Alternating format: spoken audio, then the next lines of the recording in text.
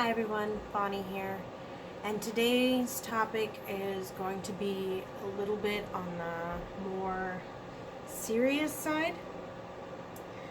Um, Today I'm going to talk about balancing spirituality with my mental health. And in previous videos I've mentioned I have several psychiatric diagnoses.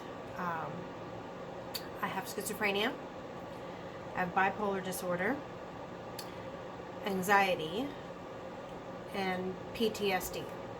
And I take medications for all.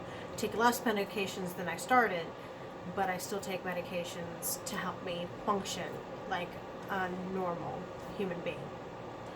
Now, I get bouts of mania where I haven't slept for days, which is bad for my schizophrenia because then I start to hallucinate. And when I hallucinate, it can get very scary. Lately, recently, thanks to a lot of medication and a lot of therapy, I've come to recognize my symptoms and my triggers and work my way through the symptoms with very little difficulty. Now, balancing having these mental problems with spirituality can be very hard because sometimes my depression can get so bad I can't even get out of bed. And I'm thankful that I have such a great support system, because when it comes to mental health, you can't do it alone. Well, you can, but it's going to be very hard. And I'm thankful for the great friends and family that I have that help me get through an episode. And there are a few things that I do to help go through the episode and still connect with my spirituality. My spirituality saved me. It got me through one of the darkest periods of my life when I was young. And it helped me grow in my own power. So I back then it was like, woe is me, why did this happen to me? And it was, because it was God's plan. But I didn't resonate with that. And it gave me the power to take control. This happened to me not because God decided it happened to me. It was because this person was bad to me. And it wasn't my fault. But even though it wasn't my fault, it's my own responsibility on how I handle the situation. I have to be held accountable to my own actions. Yes, I can be abused, but yes, I can overcome it. And I don't have to continue the abuse onto someone else. It's breaking those curses on your own with your own power. That's very empowering. So past few months have been difficult for me because I lost my job in December and I started a new job in January. In February, I got COVID and was out of work. And in March, I ended up with bronchitis that escalated into a serious infection and missed work for that. So I've been struggling. My physical health has not been great. And I keep hurting myself at work. I have cuts and bruises and stuff from work because I'm not very bright.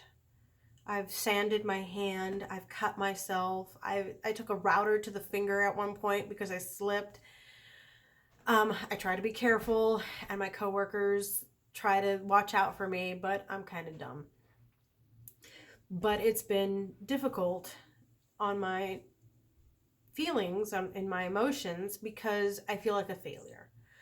So because I feel like a failure, better than just trying to fix it, I get into my own head and end up getting depressed, and which in turn affects my health. So I also have IBS and endometriosis, and I take medication to deal with that. So I'm just a hot damn mess. But again, I try to overcome. It's not a simple process. I have to do several different things to help me, and not all of them work. It's not easy having health problems, both physical and mental, and then try and function in daily society. But it's good on you if you try. I'm very proud of my friends who have mental health problems and physical health problems, and they take the steps to better their lives, even if it looks like a fucking circus. They're at least trying, and that's what makes me proud. Because giving up, I don't want to sound ableist, but giving up should not be an option. I mean, it's okay if you're overwhelmed, but just ignoring your problems is not going to help alleviate anything. So I understand. It's been tough. I understand having to take a break and step back, because sometimes you need to step back to look at the bigger picture. Sometimes we're so honed in and focused on this one thing that we forget to look at what's around us and forget to embrace our support system. So one thing that I do when I'm very depressed is take baths. Now, a couple of years ago, Trish from Beanbag Hagwag gave me a gift, and she gave me a salt bath to use. I'm completely out of it, Trish. I need a new one. But what I do when I get home from work, I'm tired, I'm sore, I've been on my feet for 10 hours. So what I do is I would get a hot bath, as hot as I can handle it, and I put in some salts. I have some Epsom salts that have lavender and one that has eucalyptus and mint. Sometimes I mix them, sometimes it's just one or the other. Just depends on how I'm feeling, both physically and emotionally. And I just lay there for 20 minutes. Sometimes I even fall asleep. And I'm thankful that my kids are older now, that they don't need my constant supervision. So I'm able to relax with only being interrupted by somebody having to use the toilet. So I'm grateful for that. I'm also grateful for Justin, my ex-husband, because he supports me, and when I'm feeling down or when I'm having an episode of schizophrenia or something, I can talk to him and he can lay out a plan of action. And it's not so much that I don't know how to do it, it's just that I need the support. I'm afraid of doing it on my own and failing, so I need somebody to help me, because if we fail together, then I'm not alone, if that makes any sense.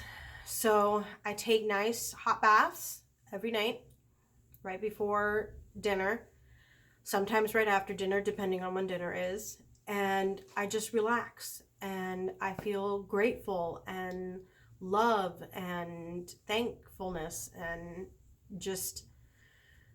I just let that wash over me. Sometimes it's a hot shower. Sometimes I don't have enough time for a bath. But sometimes it's a hot shower and I just let it all. I envision this white light above my head that it just washes over me. And that's how I deal with everyday depression. Now, when I'm so depressed and anxious that I can't get out of bed, I'm thankful for my children for giving me that space.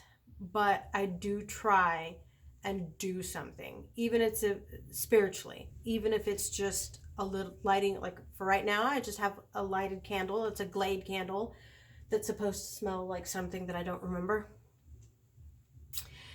And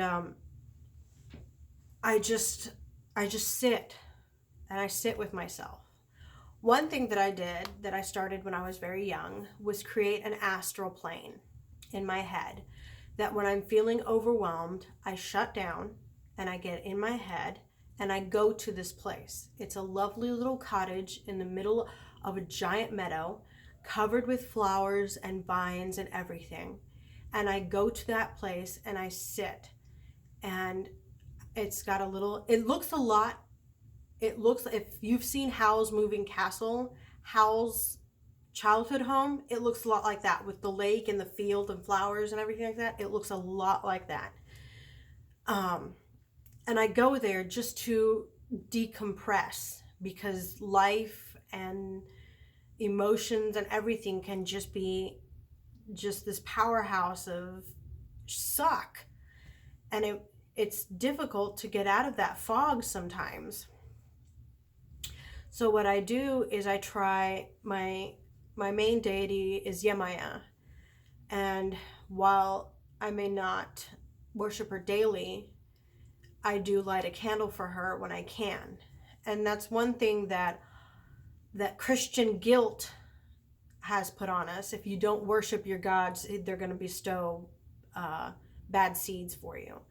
And in paganism, what we don't realize is the gods aren't petty, especially with a person who's going through things. They're understanding. They're human, and they have human characteristics. Bleh, can't talk right now. But they're just there.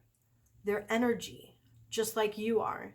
And they're not going to create bad things in your path just because you feel like shit and you don't have enough time to send an offering or something. It's my belief that they understand that, yes, we have problems, and yes, we make mistakes, but we learn and we grow to become better people. So another thing that I like to do is I listen to Binaural Beats, and when I'm just laying in bed, I listen to the frequencies, one in each ear, and I just let that wash over me. There's a lot of visualization in balancing my spirituality with my mental health. I also journal. I've been journaling since I can remember, since I was about 9, and that helps me get through my shadows. Not very good with regular shadow work, but I've been doing my own version of that over the past couple decades to help understand what is happening to me at that given moment. If I'm overwhelmed with it, then I write everything down. I just write it all down like a stream of consciousness, just jot everything down. And then when I'm feeling better after that release, then I look through it and I go, okay, I'm feeling like this because of that. That one has no reason, so I don't know why I'm feeling like that, but I'm going to work through it. What are tips and tricks that I can do to work through that? And sometimes it's exhausting. Sometimes it's just good to just get it all out there. But either way, I really recommend journaling, and I really recommend therapy. Now, a lot of people think, oh, there's nothing wrong with me. I'm not crazy. I don't need to see a therapist. But a therapist is not going to give you medication. They may tell you you might need medication, but they're there to help you process. Sometimes you're so, like I said, you're so focused into that one problem that you're not seeing the bigger picture surrounding it. And with therapy, you can, it's a lot like journaling. You get all of that information out there, and they give you different viewpoints and different tools to help you go through them.